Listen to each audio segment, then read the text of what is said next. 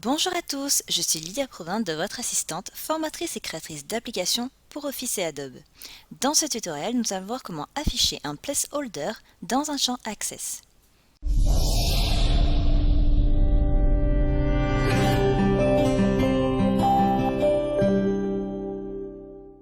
Un placeholder ou marque substitutive en français est un texte que l'on affiche sous la forme d'une sorte de filigrane à un champ qui n'est pas renseigné comme on peut le voir dans certains formulaires sur Internet. Il est tout à fait possible d'afficher un placeholder dans un champ sur Access tant qu'il n'est pas rempli et c'est ce que nous allons voir dans ce tutoriel. On va commencer par l'afficher dans un champ de type texte et ensuite on verra comment le faire dans un champ de type numérique. Donc dans une table et ensuite dans un formulaire. Donc dans une table ici, donc ça c'est une base de données que j'utilise pour ma formation pour la méthode triple, qui est une formation complète sur Access. Donc là c'en est un extrait. Donc une table de livres pour une bibliothèque. Donc moi je souhaite afficher ce placeholder sur le champ titre. Je vais simplement donc le sélectionner et dans les propriétés du champ, à la ligne format, je vais saisir arrobase, point virgule et entre guillemets le texte que je souhaite afficher. Donc indiquer le titre du livre et je referme les guillemets, tout simplement. Donc là je peux passer en mode feuille de données, enregistrer et voir que j'ai bien mon placeholder ici et dès que je clique, il disparaît. Quand je clique ailleurs, il réapparaît.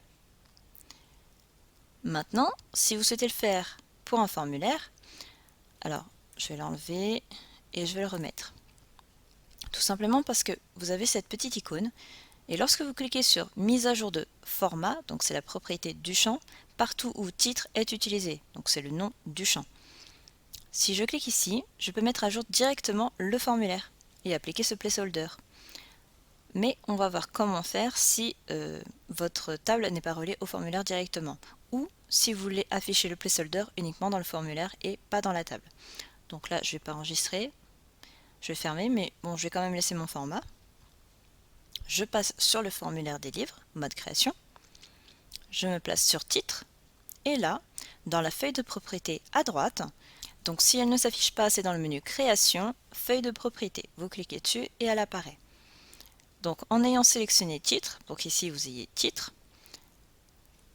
à la ligne format, vous allez saisir arrobase, point virgule, entre guillemets, indiquer le titre du livre.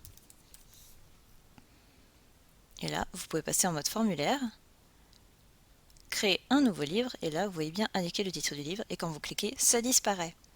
Maintenant, on va voir comment faire pour un champ numérique, parce que vous ne pouvez pas le faire directement, donc là on peut enregistrer, vous ne pouvez pas le faire directement avec la propriété format, donc nous on va le faire pour le prix. Vous ne pouvez pas saisir arrobase et le nom ce que vous souhaitez afficher dans le placeholder.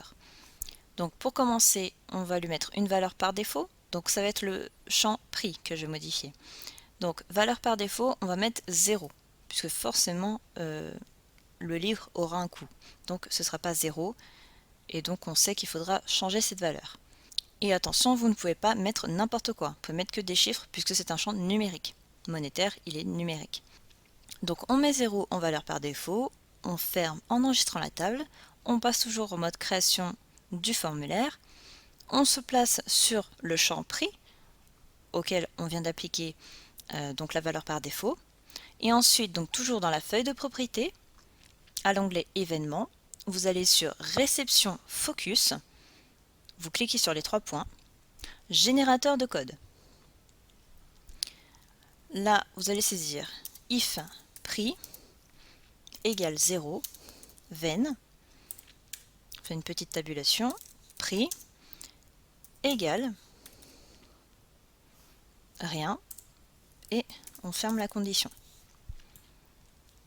Voilà, tout simplement. Vous fermez la fenêtre VBA, et cette fois-ci sur perte focus, vous allez cliquer toujours sur les 3 points, générateur de code, et là, donc sur la perte de focus, on va mettre if is nul, prix, ven, tabulation, prix, égale 0, et ensuite endif. Alors, petite explication. Donc ici, lorsque le champ récupérera le focus, donc soit en cliquant sur le champ, soit en arrivant dessus avec la touche tabulation. Donc faites attention à l'ordre de tabulation pour ça, j'ai fait un tutoriel là-dessus. Donc quand on réceptionne le focus sur le prix, si le prix il est égal à 0, donc que rien n'a été saisi par l'utilisateur, alors on videra le champ, il sera égal à rien. Et si le champ est déjà rempli, rien ne se passera, puisqu'il sera différent de 0, forcément. Ensuite, en perdant le focus, si le champ du prix est vide, alors le prix sera égal à 0. C'est-à-dire que si l'utilisateur ressort sans saisir quoi que ce soit, on remet 0, ce qui en quelque sorte vérifie si la première procédure a été effectuée, puisque l'utilisateur ne va pas remettre 0, puisque le livre a un coût. Là, on peut déjà aller vérifier comment ça se passe. Donc, un nouveau livre. Là, j'ai bien ma valeur par défaut. Je clique, il disparaît. Je ressors, il réapparaît. La différence avec juste mettre la valeur par défaut au lieu de mettre la procédure VBA qu'on vient de mettre, c'est que quand vous mettez une valeur par défaut, il faut l'effacer pour saisir. Donc là, c'est très bien. On a juste à cliquer dedans. Par contre, on peut attirer l'œil de l'utilisateur avec une petite mise en forme conditionnelle, donc toujours en sélectionnant le prix. Vous allez dans Format, Mise en forme conditionnelle, Nouvelle règle, donc toujours pour prix. Valeur du champ est égale à ma valeur par défaut, 0. Alors j'ai dû mettre cette couleur-ci et on va mettre en rouge pour le texte. On va mettre en gras pour que ça ressorte bien, parce que du rouge sur du gris c'est pas terrible. Mais si on met en gras ça se voit un petit peu mieux. On fait OK, et là on n'a plus qu'à aller regarder ce qui se passe côté formulaire. Donc toujours ajouter un livre, parce que ici c'est déjà saisi, donc si je vais dessus, que j'aille sur le champ ou que j'en ressorte, rien ne se passe. C'est exactement ce qu'on veut.